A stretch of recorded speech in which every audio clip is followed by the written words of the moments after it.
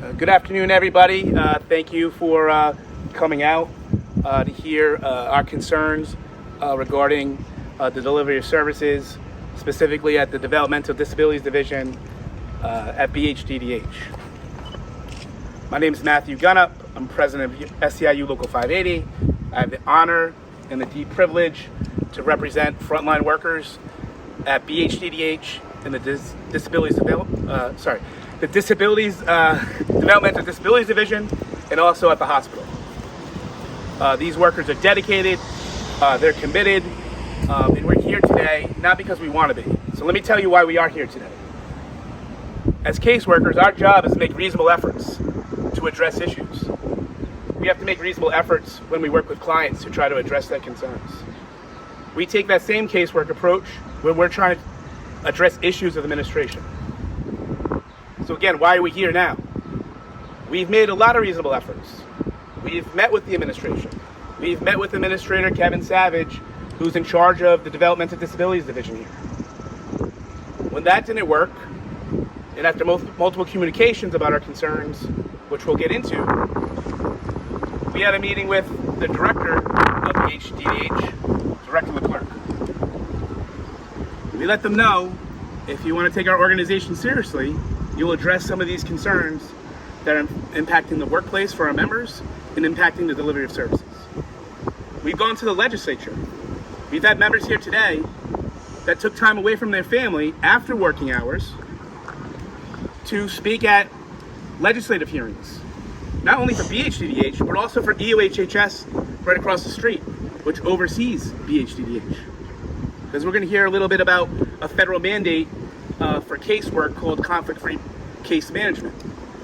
And ultimately, EOHHS is responsible for the oversight of that program, and we made it very clear, not just at BHDDH, there's conflict-free case management issues at DHS.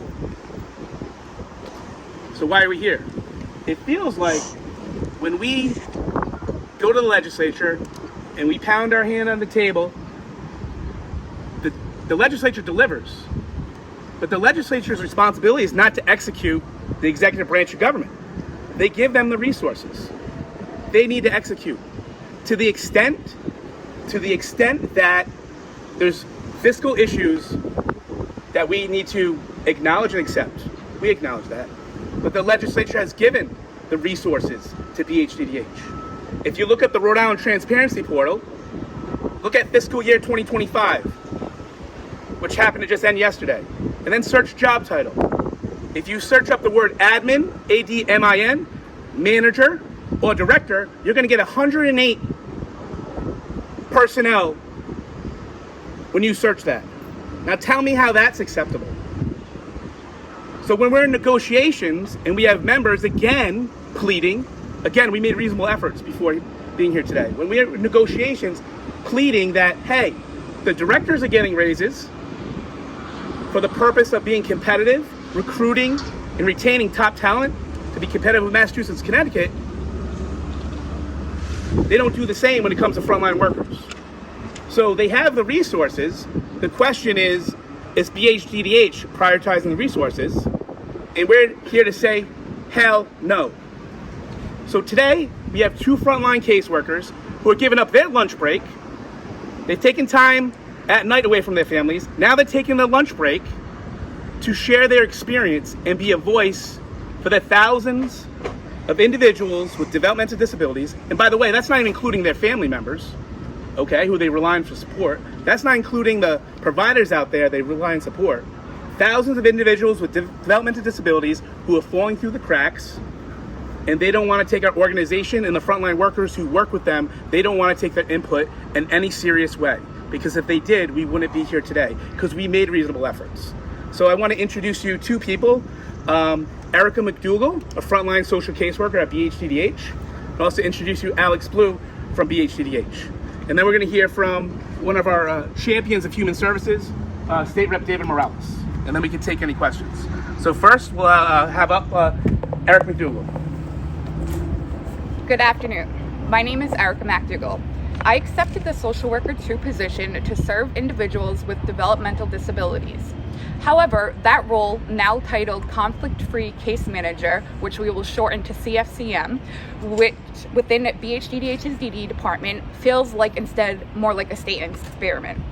It appears hastily created to meet a decade-old consent decree, which is lacking clear instructions, support, organization, or realistic timelines. This rushed approach led to the first CFCMs, including myself, being hired starting in August of 2024, which was eventually total in 19 by 2025. These new hybrid positions combine social work and plan writing, managing ever-increasing caseloads, which I am currently at 45 and climbing, and they require managing complex client needs, which is involving medical, behavioral, etc., as well as monthly monitoring meetings. While these monthly contact is required, many clients need daily or weekly interaction instead. This dual role of social worker and plan writing is unprecedented and fundamentally unworkable, making it difficult to provide adequate and thorough care. Adding to this burden, caseloads lack regionalization. Driving across the entire state for monthly meetings with 45 clients is extremely time-consuming, often requiring multiple distance trips in a single day, separate from all the other case management tasks. Furthermore, creating person-centered plans, also known as PCPs and ISPs, is also a significant time-consuming new responsibilities for social workers that was traditionally handled by separate plan writers. This process is also lengthy, requiring extensive time to understand clients, identify their needs, risks, goals, find providers, gather documentation, draft a legal plan, obtain signatures, and manage ongoing changes. This complex task, combined with social work duties, forms a demanded hybrid role that is difficult to manage effectively. In addition to the monthly monitoring, creating the PCPs, which again is historically a separate dedicated role, is now a brand new, unmanageable responsibility for the social workers. This task is intensely time-consuming with complex, involving many steps and constant changes, especially as many clients are brand new to BHDDH with no prior state services or PCPs prior. This process is lengthy, requiring multiple meetings to understand the client's needs, risks, hopes, and goals for their yearly planning. And beyond understanding the client, it involves identifying and coordinating providers, submitting referrals, gathering extensive documentation, and again, drafting legal PCP abiding documentations and arranging services such as residential or SLA supports, which is only an intricate part of our social worker position. CFCMs at BHDDH regularly face overwhelming, understaffed, and over-assigned situations leading to burnout. We have already lost 5 of our CFCMs internally, and we have not even made it a year. We have repeatedly reported these concerns and the resulting record high turnover rate to BHDDH's administration, highlighting the negative impact on the clients, particularly those with DD who struggle with change more than the general population to begin with. However, despite numerous meetings reports, our concerns receive no resolution or acknowledgement. BHDDH administration has consistently failed to address our requests or suggestions, only offering vague promises with no follow-up. Thank you for your time. Thank you, Erica. Now we're going to hear from Alex Blue. The EOHHS and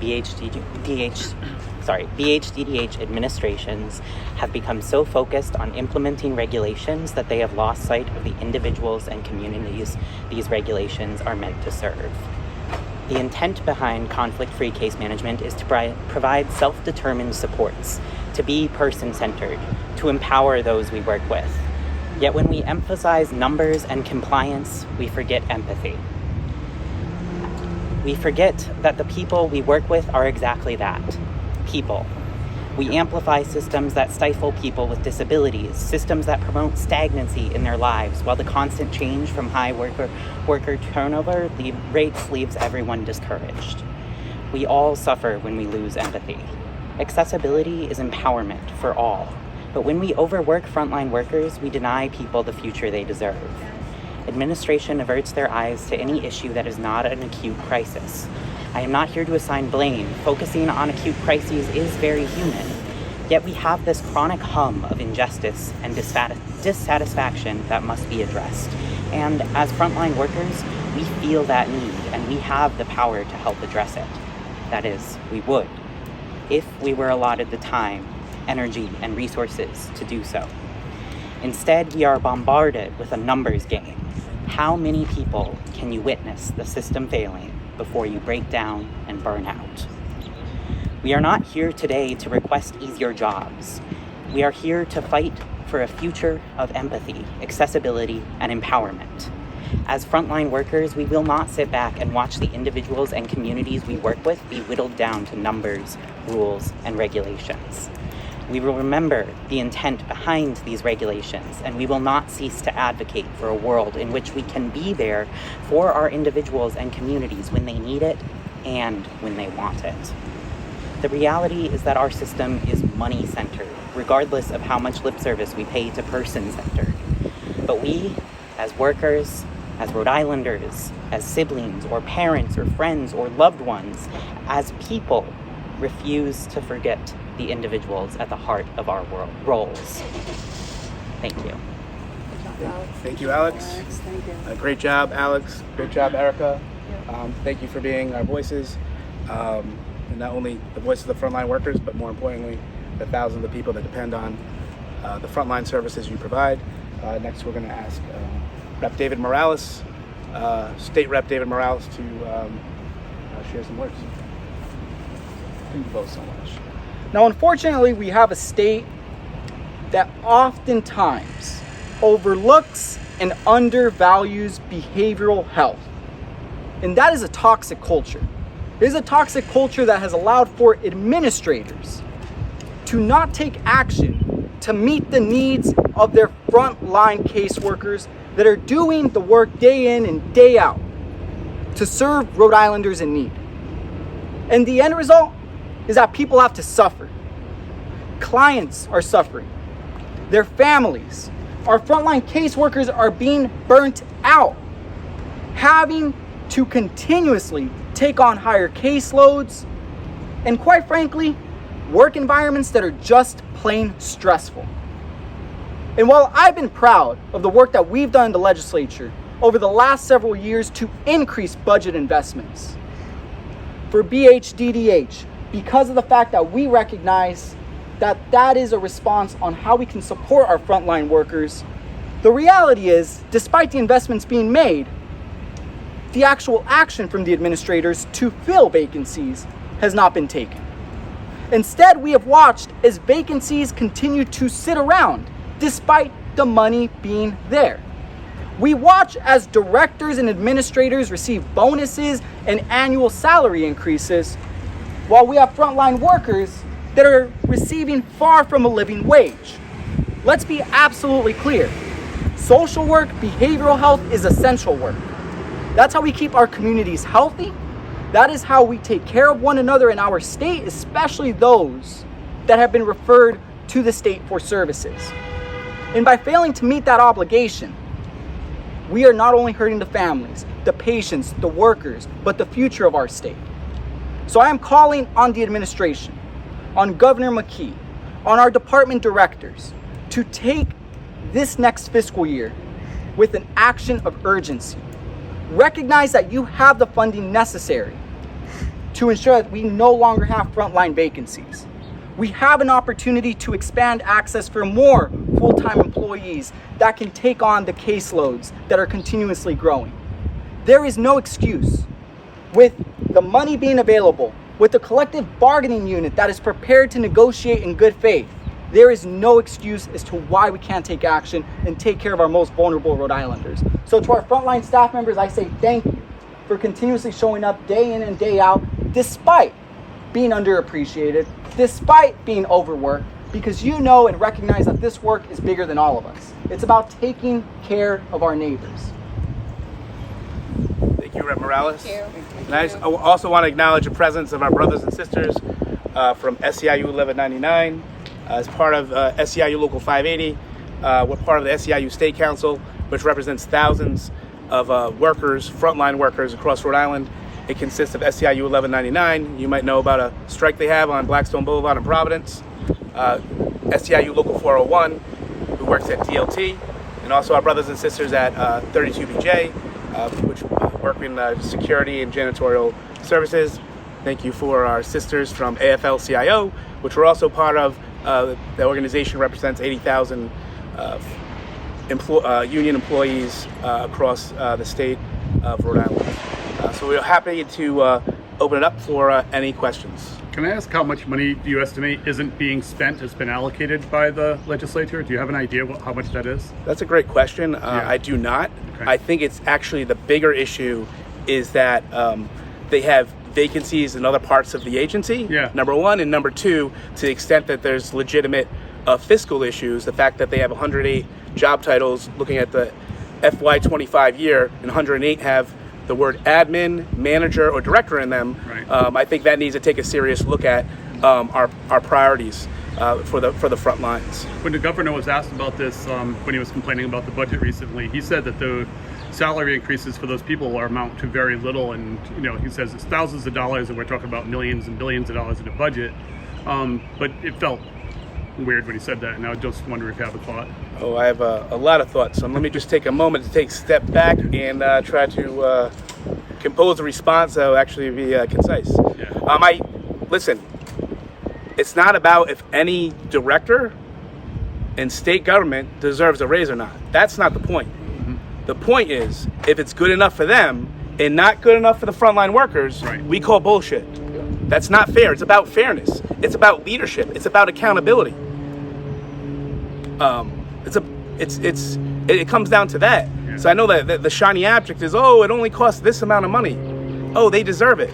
Well, that's not what we're focused on. We're focused on the fact that it's about leadership and accountability. So we're in negotiations, and they talk about negotiations. Oh, for a small group of people over at the hospitals, we'll work with them, for a salary increase, and they come back to the next negotiation session saying, oh, we don't remember saying that. No.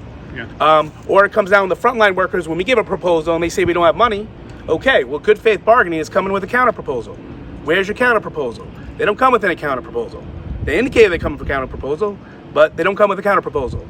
So I think it's it's just a distraction, and I reject that that framing that it's from the governor's office as it's a small amount of money. It's about symbolic. It's about showing leadership and have dignity and respect for the frontline workers. That if it's truly, truly, truly, you don't have the money, then you don't give it to them. Mm-hmm. And if you're gonna say we can give it to them because we want to make them competitive with Massachusetts, Connecticut, and we want to be able to retain top talent and recruit top talent, then you need to do things for the frontline workers. That's like having parents who tell the kids one thing, but they do another. Yeah. That's not leadership. No. When is the next round of negotiation? So our next negotiations is July 8th. Can I ask the representative, do you have a sense of when this money isn't being spent and the governor next year comes up and says, I have an extra $56 million, doesn't that effectively work as a line item veto in a way? Well, Because he essentially doesn't what we spend have money? seen over the years, and I made a reference earlier, we have a toxic culture in this state where we undervalue human services, social services, and behavioral health. So what often happens between DHS, DCYF, BDDH is the fact that we are watching as departments are not filling in vacancies despite having the funding, and then the following fiscal year, the governor's office comes out with a press release saying we have a budget surplus. Right. When oftentimes that's just money that was not otherwise allocated to fill in these vacancies and ensuring that we have safe staffing levels. Yeah. And if I could just make a comment on, picking up on that, it's about transparency and accountability. Yeah. How can there be like 29, and you have to fact check me on this, but 29 amendments from the governor's office after they submit a budget in January? Yeah. The legislature has a grueling process to vet the budget. So for an example, I have a data point where at the end of the legislative session, magically there's this budget amendment to take about $3-point-something million that was allocated for vacancies at DHS and used for some other purpose. Yeah. Now again, it's not what the other purpose is, but the other purpose was used for had nothing to do with DHS. So it feels like, I don't have evidence, it feels like the legislature allocates money and positions are intentionally not filled at DHS and DCYF, and it seems like Buddha as well. Yeah. Remind me again how many vacancies there are?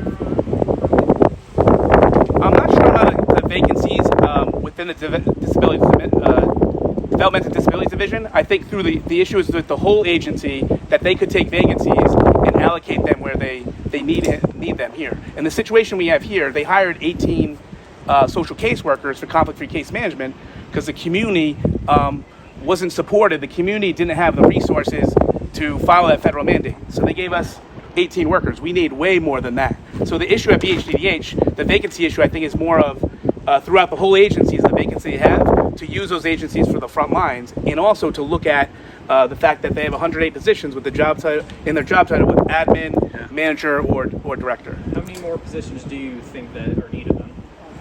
That's a great question. Can anybody? We didn't prep for this, but I'm going to put this on Erica and Alex. Throw out a random based from your experience, so we can give them something. That's a really tough question. I think there's a lot of positions that we really need because we've got thousands of individuals we're working with and not a lot lot of case managers. So we have over 4,000. Yeah, over 4,000, and so individuals who need services. And I can tell you, we're talking about good faith bargaining. We put proposals for I can't even remember off the top of my head, but we said, hey, what's a workload objective standard or limit? You know, and they could come back with a counter proposal. So that's a good question, but I think it's in a good faith. The agency could come up with something, because right now they're not doing it. They're not doing anything. So I think our members, as an effort of good faith, if they came in and said, you know what, we're bringing in 10 more workers, we're going to establish some type of workload limit. It'll be contractual. It's not what you want, that you asked for, but it's something we're going to work at. We made proposals to be competitive with Massachusetts and Connecticut, just like the state gave for the state directors. Hey, your proposal, we can't do that right now. Come up with a counter proposal. So I think it's really meeting us somewhere in the middle, kind of. But right now, there's nothing. There's no movement. There's a lot of like, oh yeah, I hear you. I'm here to support you. Hey, great job testifying at the State House. I was there.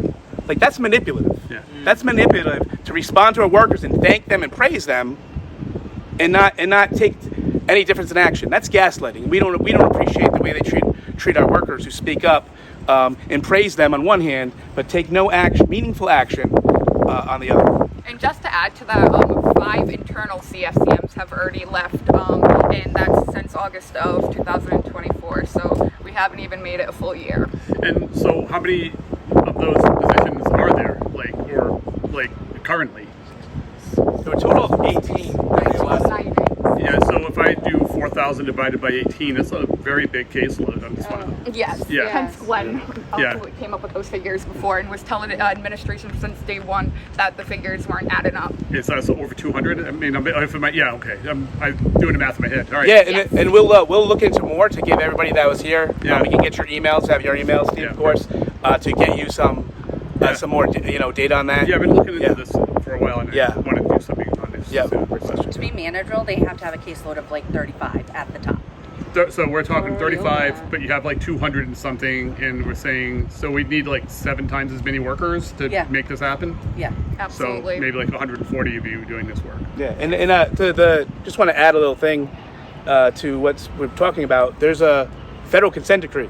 This stuff is connected to a consent decree that has been long standing. When we got the 18 positions, it wasn't because of the I don't think it was because of the generosity. I think it's because you had a judge saying, hey, state, do you understand you're in the federal court and you're not delivering, and you have a consent decree that you're not responding appropriately to? So that's where even the 18 positions came from. We even met with the federal consent decree monitor to say, hey, listen, we have these issues. Why are we going to you? Because we meet with Kevin Savage, the administrator here. We meet with the Buddha director. We testify at those hearings. All the efforts we talked about earlier, and we're not getting anything. Right. So we brought our concerns, which is unprecedented for us, to him as well. So a lot of these issues are related to a long-standing federal court case and a consent decree that will, speak to the injustices that's happened to this population that started a long, long time ago. Yeah. Thank you. Thank you. Any other questions? When was this consent decree issued again? Woo! 10 years 10 ago. years ago, and they just started acting on it. Yeah. That's the power of the This law. also coincides with the federal mandate Right. from Medicaid. Oh yeah, right. So again, tied to a reaction to, hey, we're going to lose money versus a reaction to, hey, we should just do this because, you know, the individuals we serve need it and depend on it.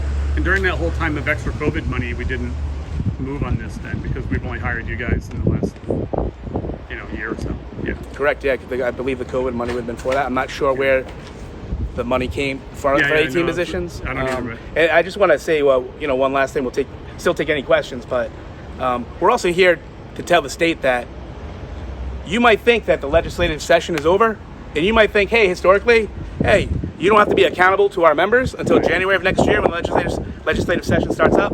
And we're here to say that we're making reasonable efforts. We'll continue to make reasonable efforts, but hopefully there'll be a response to this, because I've been the honor of leading this organization, these members for 5 years. We've never, at this agency, had to take the actions that we're taking today, and we'll continue to take actions until we're heard. Thanks. All right, thank you, everybody.